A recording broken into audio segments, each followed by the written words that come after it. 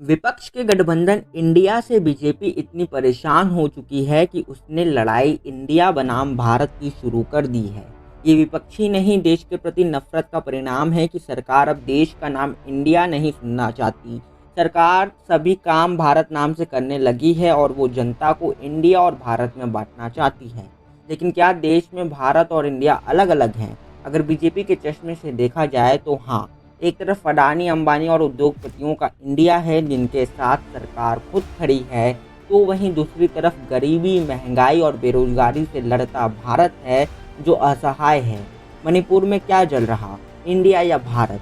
देश का युवा रोजगार मांग रहा है, लेकिन उसको समझ नहीं आ रहा कि वो रोजगार उसे देगा कौन, इंडिया या भारत। इंडिया की पहचान पूरे विश्व में है और चांद तक हमारे वैज्ञानिक पहुंच गए हैं। ऐसे में जब विश्व को ये मालूम पड़ेगा कि ये देश अपने नाम और पहचान की लड़ाई लड़ रहा तो लोग हंसेंगे। कारण जानकर तो लोग और भी हंसेंगे कि देश का नाम सिर्फ इसलिए बदला जा रहा क्योंकि विपक्ष के गठबंधन का नाम इस पर है। सरकार गंभीर मुद्दों पर बात नहीं करना चाहती। चीन पर चुप, मणिपुर पर चुप, महंगाई पर चुप, गरीबी पर चुप, भ्रष्टाचार तो इन्हें दिखाई नहीं देता। बस बात किस पर करना है कि देश का नाम इंडिया होगा या भारत। शहरों और गांवों का नाम बदलते बदलते अब सरकार देश का नाम भी बदलने की सोच रही।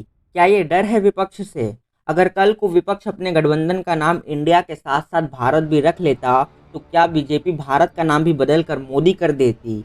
बीजेपी सोच समझकर ऐसे मुद्दे उठा रही कि जनता इसी बात पर उलझी रहे कि देश का नाम क्या होगा, क्योंकि बीजेपी अडानी और भ्रष्टाचार पर बात नहीं करना चाहती। पीएम मोदी के कई सारी योजनाओं का नाम इंडिया से है, खेलो India, startup India, make in India और भी कई सारे। तो अगर बीजेपी को इंडिया नाम से दिक्कत थी तो फिर अपनी योजनाओं का नाम इस पर क्यों रखा?